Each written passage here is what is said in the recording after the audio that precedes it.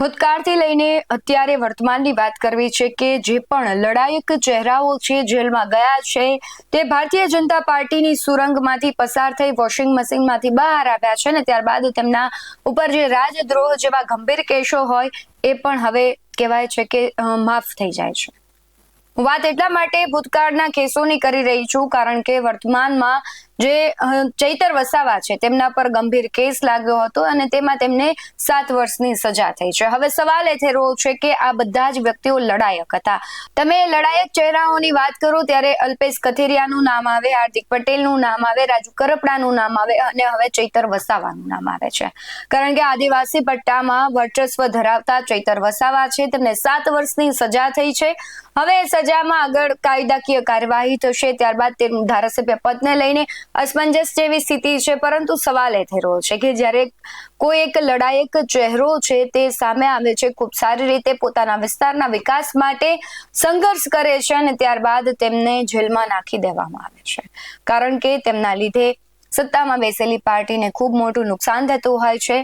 અને હવે અત્યારે જે ચૈતર વસાવાની વાત કરી રહી છું એટલા માટે કે આમ આદમી પાર્ટીની ડેડિયાપાડામાં મીટિંગ થઈ હતી। આ મીટિંગ દરમિયાન મનોજ સોરઠિયાએ એવું કહ્યું છે કે તમે એક ચૈતર વસાવાને જેલમાં નાખશો તો 100 ચૈતર વસાવા ઉભા થશે। શા માટે એવું કહ્યું છે કે આ મુદ્દાઓને લઈને મીટિંગ થઈ હતી તેના વિશે વાત કરીશું। નમસ્કાર, ગુજરાત BS9 ટીવી ન્યૂઝમાં આપની સાથે હું છું ભગવતી વિશાવડિયા। છેલ્લા કેટલાય દિવસથી ચૈતર વસાવા જે ચર્ચાનું કેન્દ્ર રહ્યા છે તેને જૂના કેસમાં તેના સહિત 9 વ્યક્તિઓ છે તેમને જેલની સજા થઈ છે। તેમના પત્ની આવે છે, તેમાં એક વ્યક્તિ એવા છે કે જે પ્રેગ્નેન્ટ છે, બીજા વ્યક્તિ એવા છે કે તેમને 1.5 થી 2 મહિનાનું બાળક છે। બધા જ વ્યક્તિઓ છે આરોપીઓ છે તેમને સજા થઈ છે અને તેમને હવે વડોદરા જેલમાં છે તે મોકલવામાં આવ્યા છે। પરંતુ સવાલ એ થઈ રહ્યો છે કે જ્યારે કોઈ લડાયક વ્યક્તિ છે એ સામાન્ય જનતા છે તેમનો અવાજ બનીને ઉભરી આવે છે તો કેમ તેને આવી સજાઓ થતી હોય છે। ચાલો માની લઈએ કે તેમના પર ગંભીર કેસ છે, ગુનાઓ તેમણે કર્યા છે, પરંતુ ક્યાંક ને ક્યાંક અત્યારે ચર્ચાઓ એવી થઈ રહી છે કે ચૈતર વસાવા છે તેને ષડયંત્રપૂર્વક છે ફસાવવામાં આવ્યા છે અને આમ આદમી પાર્ટીના નેતાઓ એવા આક્ષેપ પણ કરે છે કે ભારતીય જનતા પાર્ટી દ્વારા આ આખું ષડયંત્ર કરવામાં આવ્યું છે અને ચૈતર વસાવાને ચૂંટણી પહેલા ફસાવાનું એક કાવતરું ઘડવામાં આવ્યું છે। આ બધી વાત ગૌણ છે પરંતુ અત્યારે મહત્વનું એ છે કે હવે ચૈતર વસાવા ચાલુ ધારાસભ્ય હતા, તેઓ જેલમાં છે તો હવે તેમનું ધારાસભ્ય પદ રદ થશે કે કેમ।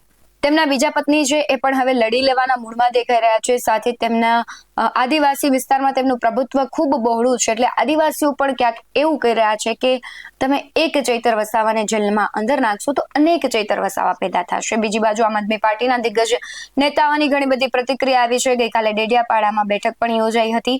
મનોજ સોરઠિયાએ આગ્રહ પ્રહારો કર્યા છે। શું કહી રહ્યા છે મનોજ સોરઠિયા તેના પર નજર કરીએ। ડેડિયાપાડાની અંદર તમામ કાર્યકર્તાઓની એક સંગઠન બેઠકનું આયોજન કરવામાં આવ્યું છે। ગઈકાલે ચેતરભાઈને એક કેસમાં 9 જેટલા સાથીઓ સાથે 7 વર્ષની સજા કોર્ટે આપી છે। આમ જોવા જઈએ તો સામાન્ય રીતે કોર્ટની અંદર કેસો 10-10 વર્ષ સુધી ચાલતા હોય છે, પણ આ રાજકીય કિન્નાખોરી રાખીને ઉપજાવી કાઢેલા કેસમાં કેટલીક વાતો આપણી પાસે આજે આ કેસનું જ્યારે હિયરિંગ થયું ત્યારે દેખીતી રીતે એ સમજાઈ આવે કે આ સંપૂર્ણ રીતે એક પ્રકારની કિન્નાખોરી હતી।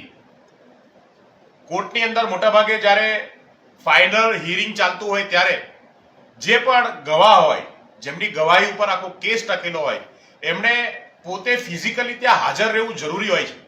એમ છતાંય વિડીયો કોન્ફરન્સથી ગવાહોની ગવાહી લેવામાં આવી। આ કેસને ઝડપીથી ચલાવવામાં આવ્યો।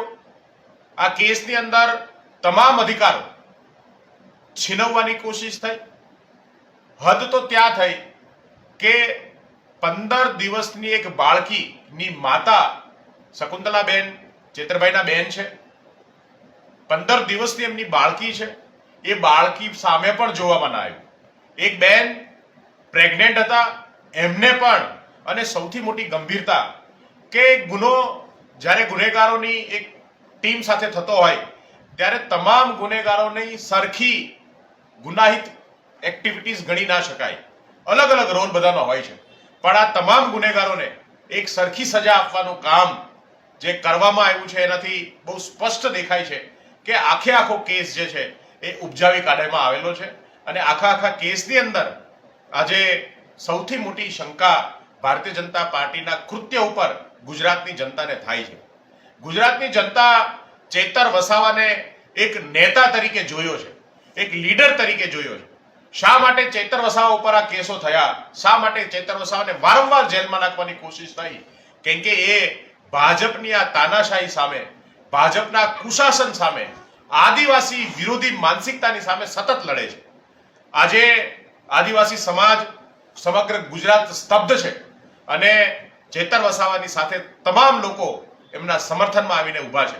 આમ આદમી પાર્ટીમાં પણ આમ આદમી પાર્ટીના તમામ કાર્યકર્તાઓ, સમર્થકો આજે ચેતરભાઈને સાથે જે અન્યાય કરવામાં આવ્યો છે એને લઈને દુઃખી છે અને આમ આદમી પાર્ટી આગામી સમયમાં સતત આ વાતને લઈને લોકો સુધી જશે. આમ આદમી પાર્ટીના તમામ સાથીઓ, કાર્યકર્તાઓ, સમર્થકો રોડ ઉપર આવી અને ચેતરભાઈનું સમર્થન કરવાનું કામ આગામી દિવસોમાં થવાનું છે. આજે આ આંખ ઉઘાડતો કિસ્સો છે કે જે સરકારની સામે બોલે છે એમના ઉપર કેસ થાય ને એમને જેલમાં નાખવાનું કામ થાય છે. જે સરકારની સામે ઝૂકી જાય છે એમના 10 વર્ષ જૂના કેસો પણ માફ કરી દેવામાં આવે છે અને કેસો પાછા ખેંચી લેવામાં આવે છે. અંગ્રેજો કરતા પણ બદતર હાલત આજે ગુજરાતની અંદર, આ દેશની અંદર લોકશાહીની કરી છે. કાયદો વ્યવસ્થા માત્ર ને માત્ર વિરોધ પક્ષ માટે છે.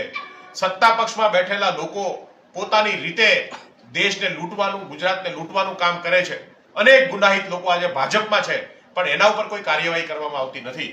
આવા સમયમાં ચેતરભાઈ ઉપર જે રીતે આ ષડયંત્ર રચવામાં આવ્યું અને એમને જેલમાં નાખવાનો કોશિશ કરવામાં આવી, એમની સામે તમામ લડાઈ, કાયદાકીય લડાઈ પણ આમ આદમી પાર્ટી લડશે.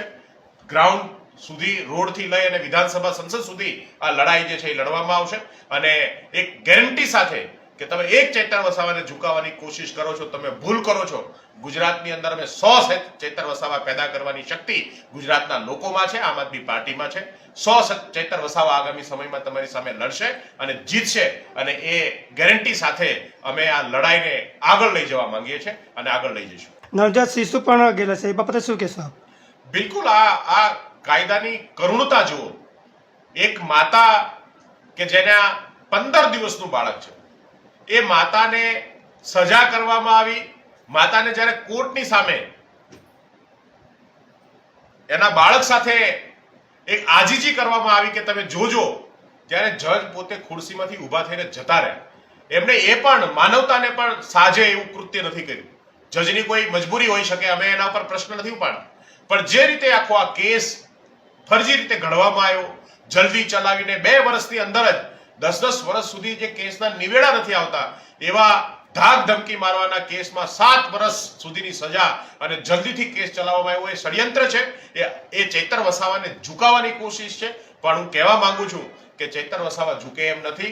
ચેતર વસાવા લડે છે અને ચેતર વસાવા 100 ચેતર વસાવા પેદા કરી અને સરકારને ઉખાડી ફેંકવાનું કામ કરશે. સમગ્ર ઘટનાને જોતા તમારું શું માનવું છે કમેન્ટમાં જરૂરથી જણાવજો. બાકી આવા જ વધુ અહેવાલો સાથે ફરી મળતા રહીશું. તમે અમારી YouTube ચેનલને સબસ્ક્રાઇબ કરવાનું, અમને Facebook અને Instagram પર ફોલો કરવાનું ભૂલશો નહીં. બાકી નવી અપડેટ્સ મેળવવા માટે આપ જોતા રહો BS19 ન્યૂઝ. નમસ્કાર.